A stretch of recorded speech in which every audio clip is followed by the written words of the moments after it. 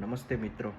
મારી વાંચન યાત્રામાં આજે આપણે જે પુસ્તક વિશે જાણવાના છીએ એ પુસ્તક છે હરમન હેઝેનું સિદ્ધાર્થ. સિદ્ધાર્થ પુસ્તક આધ્યાત્મ, મનોજગત, સ્વની ઓળખ, પોતાની ખોજ વગેરે જેવા વિષયો ઉપર લખાયું છે. મૂળ જર્મનીના હરમન હેઝે, જે નોબેલ પારિતોષિક વિજેતા રહ્યા છે, તેમનું આ બહુ ચર્ચિત વિશ્વવિખ્યાત પુસ્તક છે. ગુજરાતીમાં એનો અનુવાદ છે તે અલ્કેશ પટેલે કરેલો છે. અદ્ભુત પુસ્તક છે. જો તમે પોતાની સ્વની ઓળખ માટે વિચારતા હોય, મંથન કરતા હોય, આત્મજ્ઞાનની ખોજમાં હોય, અથવા તો દરેક મનુષ્ય જેની પાસે એક સવાલ છે પોતાના વિષયનો, અધ્યાત્મનો સવાલ છે, જીવનનો સવાલ છે, એના માટે આ પુસ્તક આશીર્વાદરૂપ છે. બે ભાગમાં આ પુસ્તક ની માહિતી છે તે અંકિત થયેલી છે. સિદ્ધાર્થ એ પોતે બ્રાહ્મણ પુત્ર છે. ત્યાંથી શરૂ થાય છે. પોતાના પિતા પાસે રહીને અધ્યાત્મની શરૂઆત કરે છે. ધર્મની બાબતોમાં સંમેલિત છે. એ ખૂબ યોગ્ય બ્રાહ્મણ પુત્ર છે, પણ પોતાના પ્રશ્નોથી એ પરેશાન છે. જગતની દુઃખ પીડા વગેરેથી પોતે બહાર આવવા માગે છે, સ્વથી બહાર આવવા માગે છે, અને ત્યાંથી એની એ આખી જીવનની શરૂઆત થાય છે. એના ગામમાં સાધુઓ આવે છે. એ સાધુઓ સાથે પોતાનું જીવન ત્યાગી ને જાય છે સ્વની ખોજમાં, સ્વથી બહાર નીકળવાની ખોજમાં, જ્ઞાનની શોધમાં. એ સાધુઓ સાથે 3 વર્ષ રહે છે, પણ એને એ જ્ઞાન મળતું નથી. એના પ્રશ્નો હજી યથાવત છે. એની સાથે એનો મિત્ર એ પણ સાથે જાય છે. બંને વચ્ચેના સંવાદો, બંને વચ્ચેની જ્ઞાનની વાતો એ ખૂબ આકર્ષક છે, ખૂબ ગૂઢ રહસ્યની શોધ કરનારી છે. એ બંને મિત્રો સાથે હોય છે ત્યારે એક ગામમાં એમને માલુમ પડે કે અહીંયા ગૌતમ બુદ્ધ આવવાના છે. ગૌતમ બુદ્ધ આવે છે. ગૌતમ બુદ્ધ સાથે પણ એ જોડાય છે. એના પ્રવચનોમાં સાંભળે છે, એના પ્રવચનોમાં બેસે છે. બુદ્ધના વિચારોથી પણ એ પ્રભાવિત થઈ શકતો નથી. એ જાણે છે કે બુદ્ધ એવા અનંત જ્ઞાન પ્રાપ્ત કરનાર માણસ છે જેને હવે આ બધું કંઈ અસર કરતું નથી. તેમ છતાંય એને પોતાના પ્રશ્નોના જવાબો બુદ્ધના ભાષણોમાં મળતા નથી. બુદ્ધ સાથે પણ એ સંવાદ કરે છે. બુદ્ધથી પોતાના વિચારો, પોતાના પ્રશ્નો વિશે ચર્ચા કરે છે. બુદ્ધ તેને પોતાની ખોજ પોતાની રીતે કરે અને એના માટે એ નીકળી પડે એવા આશીર્વચનો આપે છે. ત્યાંથી તે પોતાના મિત્રને ત્યાગીને આગળ વધે છે, સંસારમાં જાય છે. પોતાને આગળ જતા વન વિસ્તાર છોડી અને નગરમાં જાય છે. એ પાર કરવા માટે નદી કાંઠે આવે છે. નદીમાં જે પાર કરાવનારો નાવિક છે વાસુદેવ, તેની સાથે એની મુલાકાત થાય છે. એ વાસુદેવને કંઈ આપી શકતો નથી નદી પાર કરાવવાના ભાગરૂપે. એ કહે છે કે નદી પાસેથી હું ઘણું બધું શીખો છું, તમે પાછા આવશો અહીંયા ત્યારે કશુંક આપશો. અને ત્યાંથી એની એક આખી બીજું ભાગ જીવનનો છે તે શરૂ થાય છે. પોતે સંસારમાં પડે છે. એક ગામની બાજુમાંથી નીકળે છે. એક સુંદર કન્યાને જુએ છે. તેમાં તે મોહિત બને છે. તેની સાથે સંવાદો થાય છે. ફરી પાછું એને જીવનમાં રસ જાગે છે. એ સાધુત્વને છોડીને સંસારી બને છે. એ સંસારમાં એ બીજા દિવસે કમલા નામની એક સુંદર સ્ત્રીને જુએ છે. એ સ્ત્રીને પામવા માટે એ ફરી પાછો મહેનત કરવા લાગે, એ સ્ત્રી સાથે મિત્રતા કેળવે, સ્ત્રી સાથે કામ વાસનાઓ ભોગવે, અને એ સ્ત્રી કેટલું બધું શીખવાડે છે. એ સ્ત્રી સાથે રહેવા લાગે છે, ફરી પાછો એ સંસારમાં આવી જાય છે, સ્ત્રીઓની શરત પૂરી કરવા માટે લાગી જાય છે.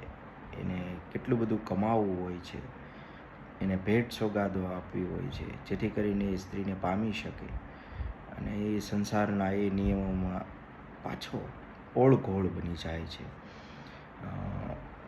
અંતમાં એ હારી થાકીને પાછો એ નદી તરફ પ્રયાણ કરે છે, પાછો એ નદી કાંઠે પહોંચે છે.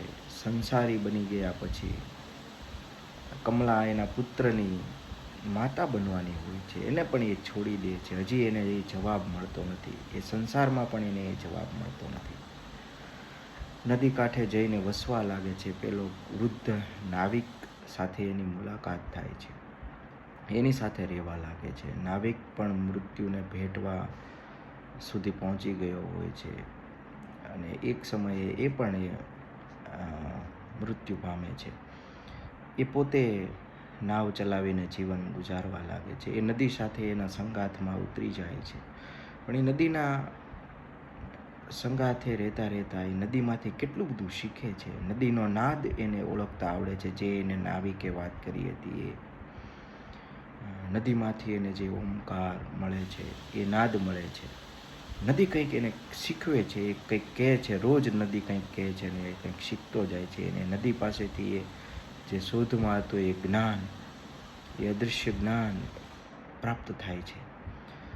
એનો એ મિત્ર ગોવિંદ, જે પહેલાં એની સાથે હતો, બુદ્ધ સાથે ચાલ્યો ગયો હતો, જ્યાંથી એ બંનેના રસ્તાઓ જુદા થયા હતા, એ હજી જ્ઞાનની ખોજમાં છે. અને ગામમાં એને એકવાર એ વાત મળે છે કે નદી કાંઠે એક સાધુ છે ને એ બહુ જ્ઞાની છે, અને તેની પાસે એ જાય છે. બંનેનો પાછો મિલન થાય છે, ભેટ થાય છે. એની પહેલાં એ કમલા એ બાળકને ત્યાં મૂકી અને નદી કાંઠે પોતે પણ સર્પદંશથી મૃત્યુ પામે છે. સિદ્ધાર્થ પોતે પોતાના બાળકને પોતાની સાથે રાખવા માગે છે, પણ એ રહેતો નથી. એ શહેરોમાં જતો રહે છે, પોતાની ભોગવિલાસી જીવન જીવવા માટે જતો રહે છે, અને સિદ્ધાર્થ એકલો એ નદી કાંઠે રહે છે. અને બંને મિત્રો પાછા મળે છે, અને એ નદી એને એ જ્ઞાન આપે છે, જે જ્ઞાન એને બુદ્ધ કે બ્રાહ્મણોની તપશ્ચર્યા, જંગલમાં ઉપવાસો આપી શકતા નથી. એટલું ગૂઢ રહસ્યમય આ પુસ્તક છે, જે જીવનના રહસ્યોને જાણવા માટે એક બહુ મોટી શરૂઆત તમને આપે છે.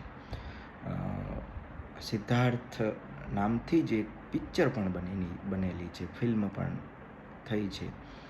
શશી કપૂર બહુ નાની વયના એમાં એ આ સિદ્ધાર્થનો રોલ કરે છે. અહીંયા લેખક જો બુદ્ધની સામે, બુદ્ધનું પહેલાંનું નામ જે સિદ્ધાર્થ છે, એ બુદ્ધની સામે પાછું લાવીને ઊભું કરી દે છે. ભરત મહેતા એના વિશે લખે છે આના કથનમાં, કે બુદ્ધની પહેલાંનો સિદ્ધાર્થ અને બુદ્ધ પછીનો સિદ્ધાર્થ, એ બંને બુદ્ધની સામે આવીને ઊભા છે.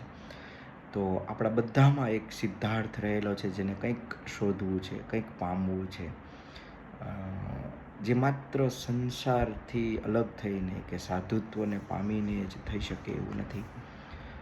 તમે હર પળમાં, નદી એ બહુ મોટું પ્રતીક છે આ પુસ્તકમાં. નદી વહેતી રહે છે છતાંય, પહાડોમાં પણ એ જ જળ છે, સમુદ્રમાં પણ એ જ જળ છે, નદીમાં પણ એ જળ છે, ઝરણાઓમાં પણ એ જળ છે. જળ તત્વ બધે સમાન છે, આ એનો હાર્દ છે.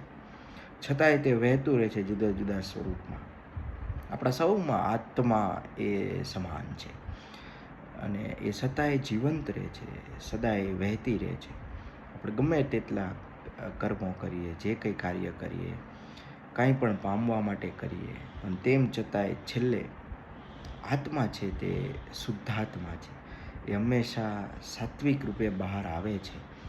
અને એ જ સમજાવવા માગતા હતા અહીંયા હરમાન હેસે, કે એ આત્મા દરેકમાં છે, અને એ જીવશે, એક દિવસે બહાર આવશે, એક દિવસે તમારી ને મારી સાથે રહીને સારું કંઈક કરશે. ભલે આપણે ગમે એટલા કર્મો કરીએ, સારા કર્મો કરીએ, દુષ્કર્મો કરીએ, જે આપણે જાણતા હોઈએ છીએ, છતાંય એક દિવસ એ આત્મા આપણો જે વર્તમાનમાં છે, જે વર્તમાનમાં જીવવા માટે આપણને કહે છે, એ જાગૃત બનશે અને તમામ છે વ્યક્તિ એ બુદ્ધ બની શકે છે. એટલે આપણા પોતાનામાં રહેલો સિદ્ધાર્થ જે જાણવા માગે છે, એના ગુરુ છે એ પણ એ જ છે, સિદ્ધાર્થ છે. એનું જીવન છે એ સંસાર છે. એમાંથી જ આપણને કંઈક શીખવા મળશે, એમાંથી જ આપણે કંઈક મેળવીશું એવું જ્ઞાન કે જે જ્ઞાનની આપણે ખોજમાં છીએ. અને જીવનના ગમે તે ક્ષણે મળે, નદીની ખૂણે સતત એ વહેણમાં વહેતું રહેવું પડે, એ નાદ આપણે સાંભળવો પડે, જીવનના ક્ષણે ક્ષણનો નાદ. તમે જે અવસ્થામાં છો એ અવસ્થાને ભોગવો, એ અવસ્થામાંથી કંઈ શીખીએ અને એનો અવાજ છે તે સાંભળીએ, જે આપણા આત્મા સુધી પહોંચવાનો છે, જે આપણા આત્માને બહાર લાવી શકે, જે આનંદમય આત્માની શોધ કરી શકે, જેને બીજા કશાનો ફેર પડતો નથી, જે હંમેશા શુદ્ધ છે, જેને કંઈ સ્પર્શી શકતું નથી, એવા આત્માને શોધ તરફ આપણને આ પુસ્તક લઈ જાય ચોક્કસ છે. સિદ્ધાર્થ પુસ્તક દરેક વસાવો, વાંચો અને બને તો સિદ્ધાર્થ ફિલ્મ યુટ્યુબ પર ઉપલબ્ધ છે, એને નિહાળો. અંગ્રેજીમાં છે પણ તેમ છતાં એ આપણને સમજાશે. ફરી પાછા મળીશું કંઈક આવા નવા પુસ્તકની માહિતી સાથે. ત્યાં સુધી રજા આપશો. વાંચતા રહો, જોતા રહો, વિચારતા રહો. ધન્યવાદ.